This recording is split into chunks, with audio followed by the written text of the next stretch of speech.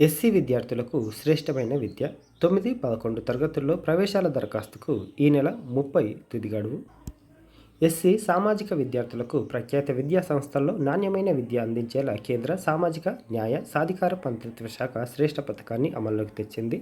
దీనిలో భాగంగా సిబిఎస్ఈ అనుబంధ ప్రైవేట్ రెసిడెన్షియల్ స్కూళ్లలో 26-27 అకాడమిక్ ఇయర్కు 9, 11 తరగతుల్లో ప్రవేశాల కోసం ఆన్లైన్లో దరఖాస్తుల స్వీకరణ ప్రక్రియ మొదలైంది. ఈ నెల 30 వరకు ఆసక్తి గల విద్యార్థులు దరఖాస్తులు చేసుకోవచ్చు. ఈ ఏడాది డిసెంబర్లో నేషనల్ టెస్టింగ్ ఏజెన్సీ ఆధ్వర్యంలో ఆఫ్లైన్లో పరీక్షలు నిర్వహించనున్నారు. పరీక్షల తర్వాత 4 నుంచి 6 వారాల్లో ఫలితాలు ప్రకటిస్తారు.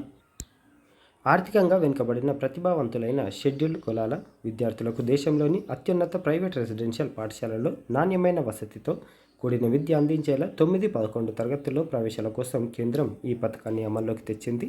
ఎస్సీ విద్యార్థుల సామాజిక సమగ్ర అభివృద్ధితో పాటు స్థాయిని మెరుగుపరచడం, భవిష్యత్తులో ఉన్నత అవకాశాలు దక్కేలా చేస్తుంటారు. ఏటా 3,000 మంది ప్రతిభావంతులైన ఎస్సీ విద్యార్థులను ఎన్ఈటీఎస్ ద్వారా ఎంపిక చేసి విద్యా అవకాశాన్ని కల్పిస్తున్నారు. ఎంపికైన వారికి పాఠశాల, హాస్టల్ ఫీజు, మెస్ ఛార్జీలను ప్రభుత్వమే చెల్లిస్తుంది. ఇవి అర్హతలు. ప్రస్తుతం ఇప్పుడున్న అకాడమిక్ ఇయర్లో 8, 10వ తరగతి చదువుతున్న విద్యార్థులు 9, 11 తరగతుల్లో ప్రవేశాలకు అర్హులు. విద్యార్థి కుటుంబ వార్షిక ఆదాయం 2.5 లక్షల కంటే తక్కువ ఉండాలి.